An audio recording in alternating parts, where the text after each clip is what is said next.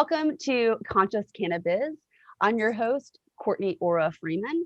This is season 2 of our video podcast. I'm very excited to introduce Kyra Reed. She's our guest today.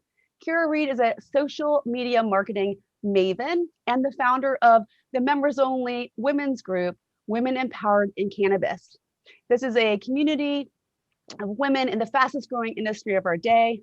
We're very enthusiastic about what this organization brings to our industry. Before we get started with Kyra, I'd like to say thank you to our sponsor, Platonic4.com. Platonic 4 is a product development consultancy that guides clients through the 4 pillars of production, including branding and word marking, e-commerce and website solutions, packaging design and eco packaging options, go-to-market strategy, including digital advertising, video production, and event marketing.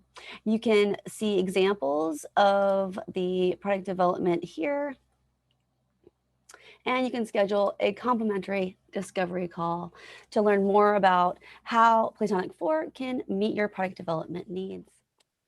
And with that, we'll continue with our interview with Kyra. Kyra Reed, I would like to turn over the mic to you. If you would please tell us about yourself and share a little bit about how you got started in the cannabis industry. Well, thank you so much for having me, Courtney. It's a pleasure to be here to talk about Women Empowered in Cannabis. My name is Kyra Reed, and I'm the founder of Women Empowered in Cannabis. We are a community for women working in cannabis around the world. Our organization provides resources and support that women need to succeed in their careers, from the executive and founder level all the way down to the bud tender. We want to make sure that all women in this industry find satisfying careers and that they succeed in them. I got my start in the industry, I guess you could say, when I was a child. I grew up around people that grew and used it for medicinal purposes, so it was always something that was acceptable to me. It seemed that other people who were not interested in cannabis or who thought something was wrong with it were actually the ones that something was not normal about. So when we started moving towards legalization here in California in 2016, I realized it was time for me to really jump in and provide my services to the industry. As you mentioned in my intro, I was very heavily involved in social media marketing and branding for a large part of my career. And so that's what I brought to the industry in hopes of being able to elevate the marketing messaging and the branding that was happening at the time around 2016. When I started, I realized pretty quickly that there was a booming women's movement starting. And it was very compelling to me. Before I transitioned to cannabis, I was helping women build their businesses online because social media had opened the door really for so many people to be able to start their businesses online. So I was very familiar with some of the issues that women had in traditional business trying to start their businesses. And as I moved into cannabis, I realized that there were a lot of women here who were deeply drawn to it through passion because the plant had touched their lives deeply by saving their children or changing their mother or father's lives, changing their lives. So a lot of women have become really dedicated to making sure that they fight the stigma and that the plant and medicine is accessible wherever you are. And so it brought a lot of passion, but there was business acumen that was lacking. And on top of traditional business acumen, really understanding the cannabis industry, because for whatever you have an understanding of business, you have a whole other layer that is cannabis specific on every single department in your company. So I really wanted to educate women so that they weren't caught off guard when they started their businesses. And so I joined forces with some really incredible women who were very well established in the industry. And we launched Caden Academy, which I think was a little early. And I was really used to marketing in a traditional way where, especially to women, you build up the fantasy of, what can your life be with a successful business? And I was shocked to realize that that did not work in cannabis. None of us here are bragging to each other about, going to Costa Rica with my hot man and wearing my Louboutins and, clutching my Louis Vuitton purse. I mean, that was just that's just not where women in this industry are. They are pouring their blood, sweat, and tears into everything that they do, and material things are not a motivation. So I didn't really do that well with Caden Academy, but we had started a Facebook group as a marketing arm for it. And having had a past in marketing, I wasn't super thrilled. The groups are very hard to start and they're very hard to maintain. But it was a case of right place, right time. And the women in the community, within just a few months, I had probably 1,500 members who were some of the most influential and ambitious women in the industry. And it has just grown from there. 3.5 years later, with a shadow ban in place, we have increased to over 7,500 members in that one group, but we've also expanded into 3 other groups. The supply chain group, which is hosted, the community leader is Lelania Dubois. Kendra Lucy is a community leader for our CBD and hemp group, and Miss Kindness is the leader for our Women in Color group. So we've really expanded in a lot of ways since then to be a huge community for women around the world to build their tribe based on category or location, to get support that they need, to get help that they need. I kind of like to compare it a bit to the Elks Club, or a place where traditionally in business men could go and get those contacts of those vendors and talk about pricing and, the things that the conversations women have been left out of for a very long time. We need to have our own networks like that. So that's really what we're focused on with Women Empowered in Cannabis. I really appreciate that you are sharing some of the pitfalls and challenges that you're overcoming as part of this journey. And I can say that as a Women Empowered in Cannabis member, I'm very proud. And it's been beautiful to see the growth of an organization, and especially the expansion in terms of these other groups that really are very important, because each of us have our own experience and our own goals in terms of why we're here and what we're doing, especially in this business-focused sense. So if you are a part of the supply chain, for example, having a place where you can go and speak to other women about their experiences. And I think something we should touch on is that the cannabis industry has been extremely male, white dominated for many, many, many years. So when Kyra started this group, women were being touted as the leaders of this industry, something that we hadn't seen in other industries really ever. And also, I think also when you consider, like, my area of focus is product development, and women have been in the kitchen creating products from the beginning. So this is a big, part of the creative process in terms of our industry. And as we've identified the medicinal healing aspects, women being the caretakers of the family, have also been a focus on bringing products that really help people, changing the stigma. So it's such an important role that you play, Kyra, in this industry, in the development and overcoming the stigma and educating. Thank you so much for the work that you've done here. I can say that I personally have benefited greatly, and I really appreciate, on behalf of all the women empowered in cannabis, thank you. This is a great segue to move into segment 2, talking about conscious business practices. And you have an event coming up, Lady Jane Society. This is a community building event. It's June 25th through the 27th for anyone that's interested in participating. And Kyra will tell us how to register for that later. You also have the Women Empowered in Cannabis Leadership Summit coming up. Let's talk about conscious business practices and what that means for you and your organization and your initiatives. Can you share a little bit of what's going on right now? I don't really quite look at it as conscious. I look at it as feminine, because in what I'm doing and what I've been doing long before I came to cannabis, I have been looking at the masculine business model. It was built when business model originated in the Industrial Revolution, and it was built the way that men like to play the game. And, money's the bottom line, highly competitive, constant growth. And it didn't really fit the way that women like to work. So all of our working lives, women have tried to fit into something that was constructed with the way men like to play in mind.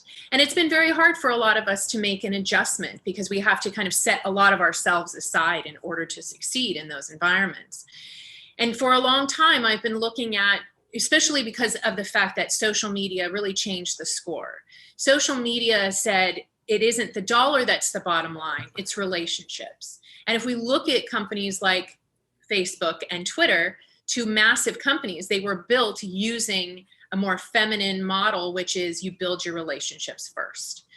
And so I really look at everything that I do in my company as what is the feminine approach to this, while realizing that there has to be a balance between both, because it has worked. What we have lived with has worked to some degree, but it needs to expand, it needs to grow, and it needs to incorporate an understanding of, for instance, with my employees, I don't want high employee turnover, but I want the people that work for me to be successful. And if they want to move on, if they want my support in growing themselves in their career here, and then they want to move on, I want to support that. I've put relationships at the center of our business. So that goes for our employees, our vendors, our partners, our sponsors, anyone that we come into contact with. Our relationship with them is the key. And so kind of thinking through everything that we do from this lens, how do we improve our relationships? How do we be of more service? How do we provide things? I think a really important thing is that, number one, I believe in failing up. So failure is not a bad thing. And there's a way to fail that doesn't require a massive investment to learn that you failed. There are ways to give things a try. And if you've built a good community and you have good relationships, you can make those mistakes until you pivot into a place where your audience says, this is exactly what we want. The second thing is giving people what they want. I think a lot of times companies give the audience, their community, what they think that they want, as opposed to really ear to the ground. What is it that they want? And in building my business, I have an advantage because I've been a woman in business my entire life. I know the kind of networking events that I want to go to. I know the kind of environment that I want to be a part of. So that's what I'm creating. I'm not trying to create some masculine version. Kyra, I think that you're touching on a unique aspect of social media as it pertains to our industry.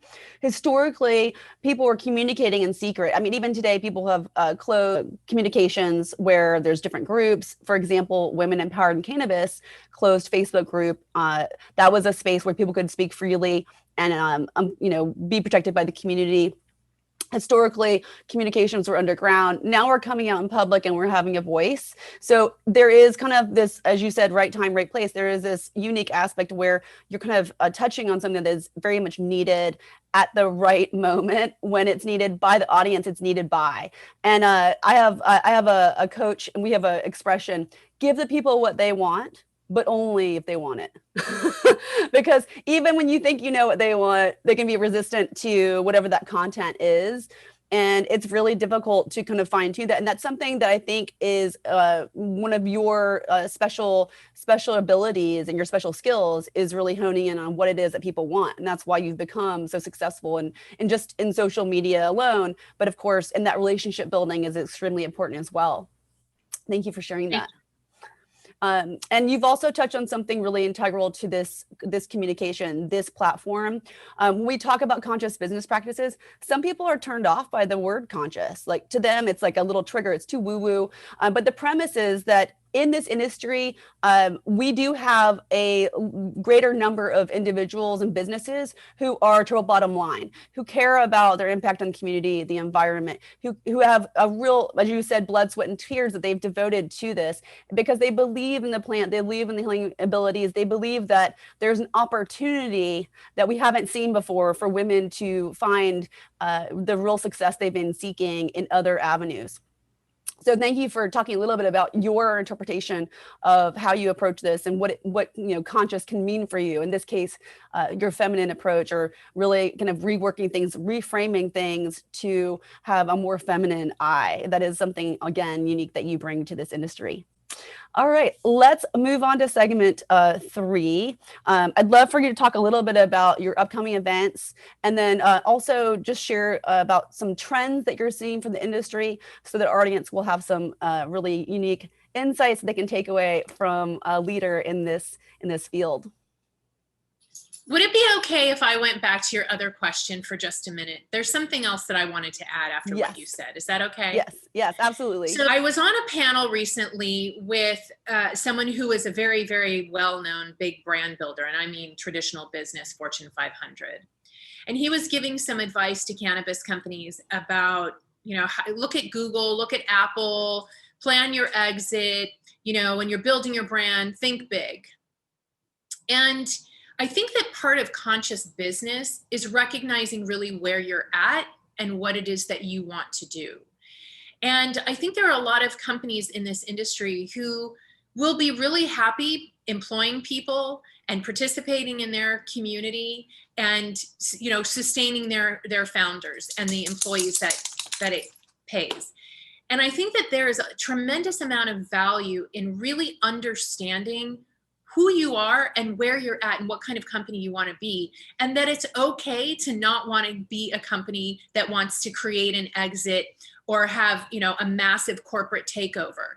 There are all kinds of companies that will contribute to the cannabis industry, and being honest about what it is that you want for yourself and for your employees and your community is really, really important and very, very important in building a conscious business. And I think it's a very important key to success is just that, recognizing what it is you really want to do and where you're at.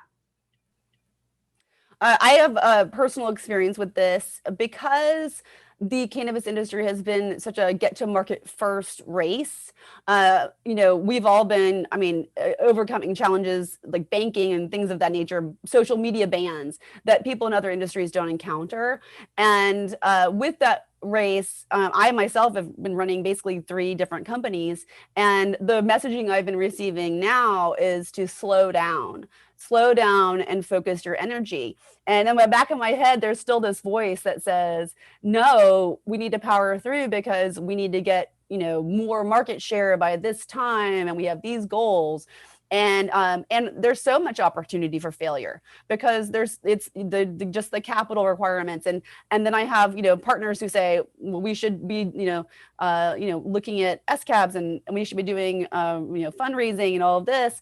And then, we're a privately held company. It's not a great idea for us to do an exit, especially if we want to further our objectives of, eco packaging. If you look at Snapple, the Snapple is now on the shelf with a sign on it that says, new plastic bottle.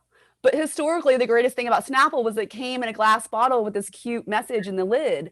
And that was part of the reason I bought it. So, when you hand over the reins, unfortunately, there's a big possibility that the integrity of what you've built may be lost. So these are all things that I can speak to firsthand and that are considerations for businesses in other areas, but have a particular facet here in this industry. So thanks for bringing that up. Are you ready to move forward with segment 3? Yes. Okay, yes. So for segment 3, if you would, share a little bit about your upcoming events, because we'd love to hear about that and how our audience can register and participate if they can, if it's still available. And then also, if you would, share some trends that you're seeing in the industry so their audience will have some key takeaways from our industry leader, Kyra Reed. So thank you very much for the opportunity to share about our events. You had mentioned Lady Jane Society, and that is at the end of June. But due to COVID, we are limited to only 65 women in attendance, so it is invite only this time. We will be coming back in 2022 and doing another big event with our incredible speakers and our Cannabiz Lounge and all the amazing things that we did in our first event for Lady Jane in October 2019. But nonetheless, the event is going to be pretty spectacular. Again, I'm creating something that I really need for myself, and I've been isolated for the last year, and I'm very excited to reconnect with women in the industry who I haven't seen in all that time. I'm ready for hugs. I'm ready for long talks by the pool, but I'm also ready for some ceremony. And we've been through a lot this last year. So we are going to help our nervous systems come back to life and reintegrate with each other. So Friday night will be a ceremony around letting go of the last year and anything that we're holding on to. And Saturday night will be a ceremony about reintegration and what do we want to create in our new normal. Someone said to me the other day, I'm creating excellence. So it's really going to be about reconnecting and sparking up that nervous system again and getting us geared up, because the cannabis industry is going to be on fire in 2021 and 2022. So it'll be a nice on-ramp. The public event that I'm holding for Women Empowered in Cannabis is May 19th. It is going to be the Women Empowered in Cannabis Leadership Summit, which we will do every year. And this year we're going to focus on power and the power of women in cannabis. And you mentioned when we started that at the beginning of both of us coming into the industry, there was this awareness that women were just killing it. We were at 37% C-suite positions in the industry. Well, now we've slipped to 27. As we've grown, as we've added states, it's become less female dominant. So we need to talk about what's going on. Why are we losing our power?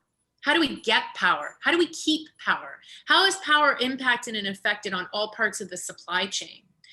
So we're going to have some really incredible women from big companies in the industry talking about power from their perspective.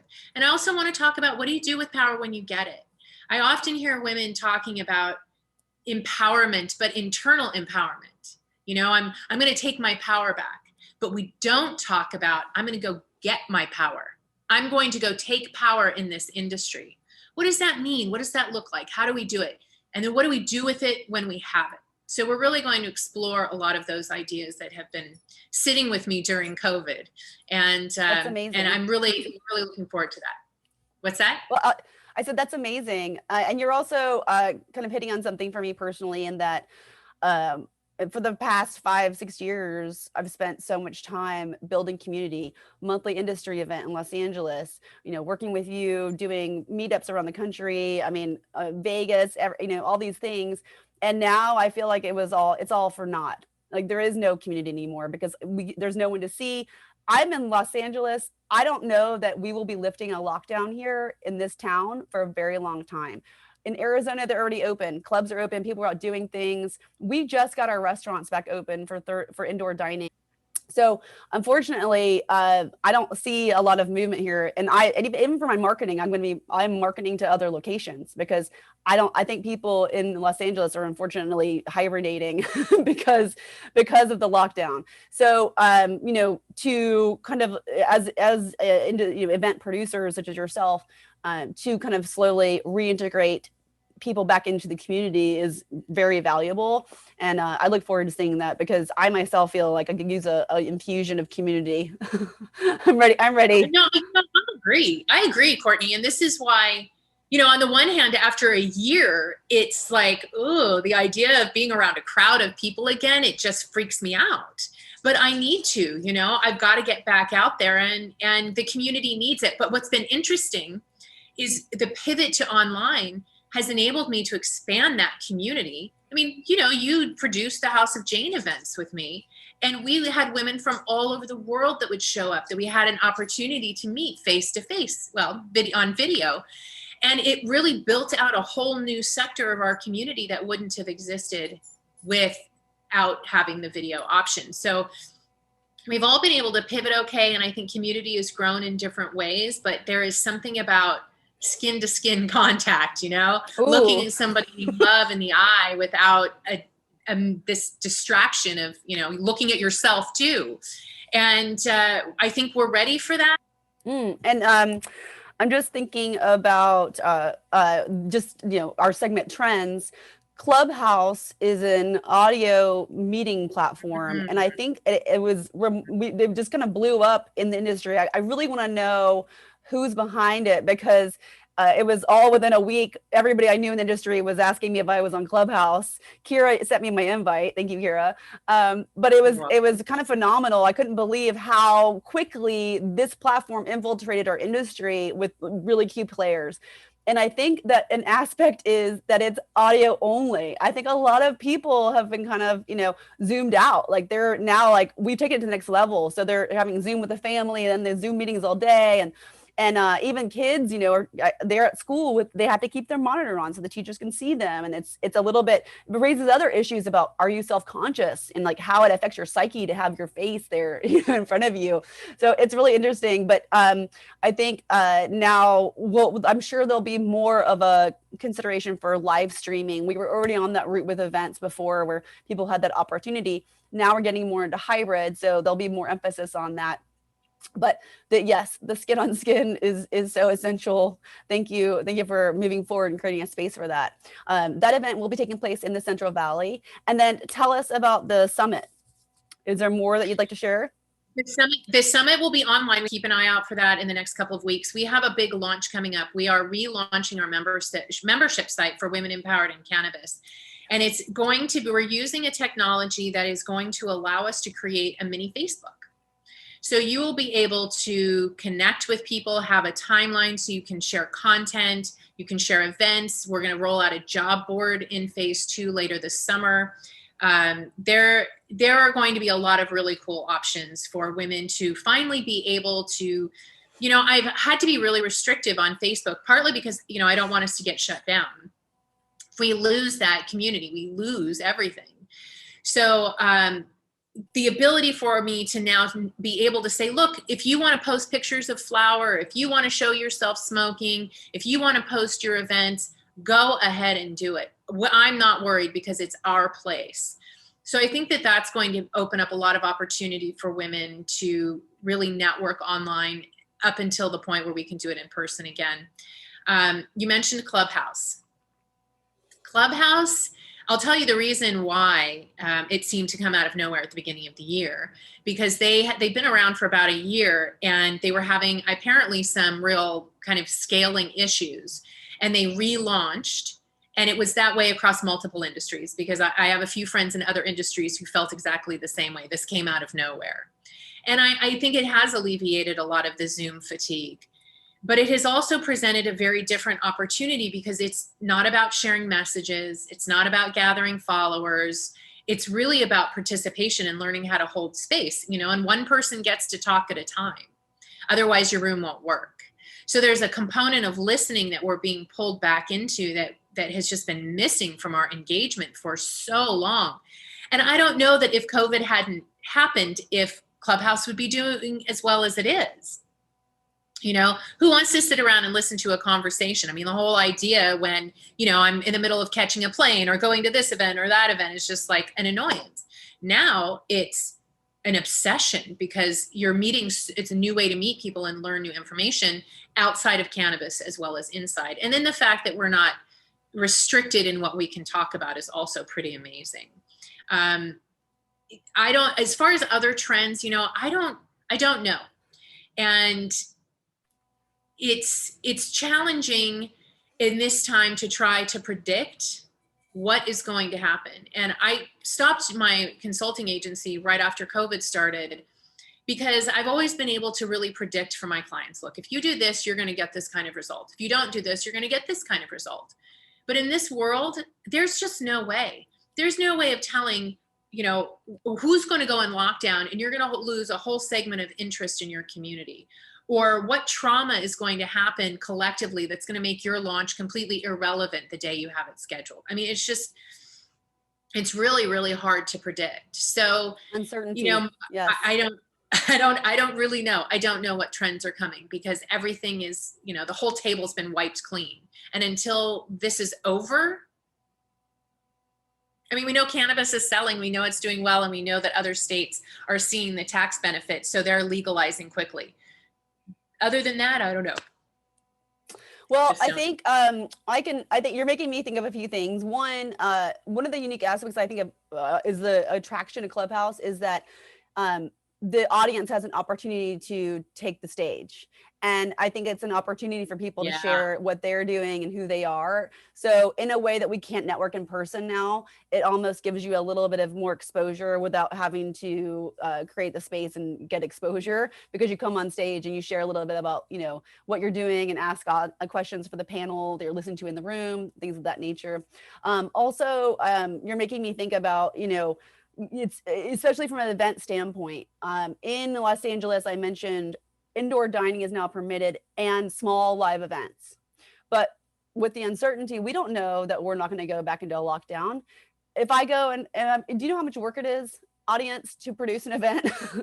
If I go out and reach out to my entire audience, and I am, personally inviting people and registering everybody, and then, I'm securing a venue, which can be expensive, and, digital advertising, and then only to find out that now we're back in lockdown and no more live events because we hit a certain ratio of people in the hospital. So there's it's a big risk, and you're touching on that's something that I think that's trending right now, is the uncertainty, the risk, having to adapt to that, but also something I touched on earlier is that with all the new locations, I mean, in the last presidential election, we have several new locations that have come online, either for medicinal or adult use.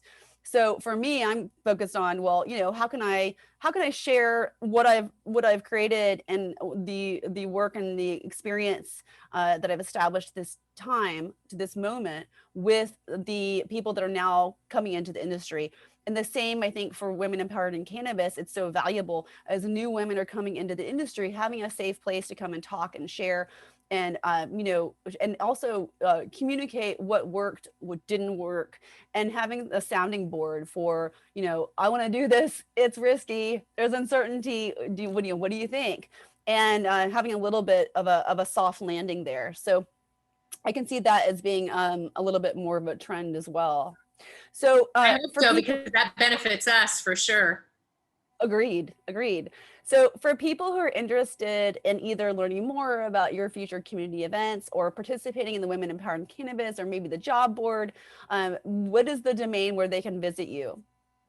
womenempoweredInCannabis.com. So for those of you listening, we will include this womenempoweredInCannabis.com. For those of you watching, we'll include it in the description. And I'm really excited to have you, Kyra. It's such a great opportunity to come and talk to you about what you're doing, your expertise, and everything that you bring to the industry. Thank you so much for being here. Is there anything else that you'd like to share before we conclude our interview? Yes.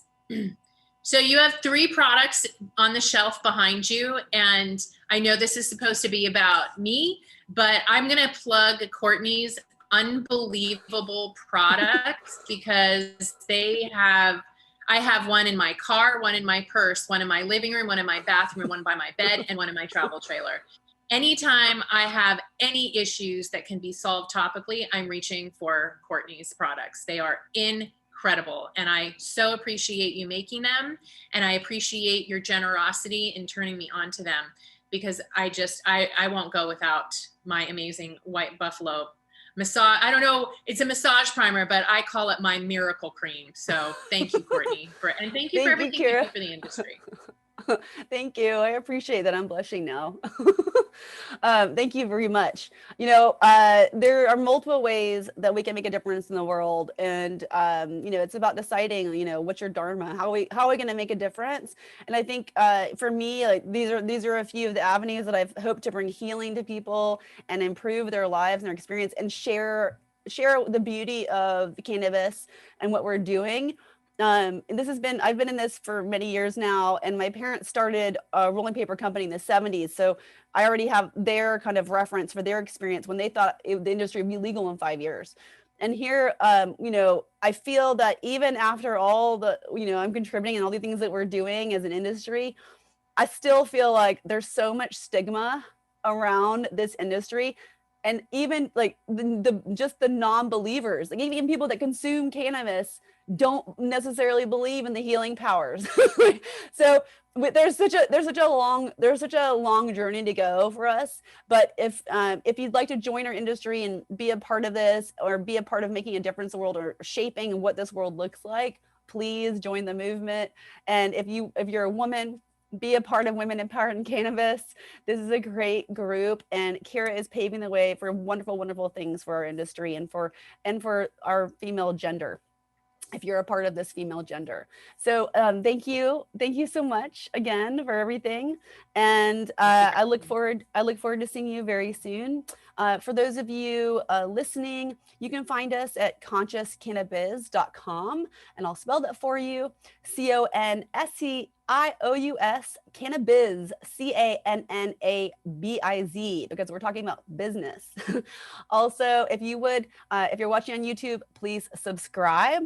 You can listen to this podcast and others like it for season 2 at our website or on your favorite listening platform, including iTunes and Spotify. If you're on iTunes, please give us a positive review. Share our podcast with your friends. Tell everyone how amazing Kyra Reed is.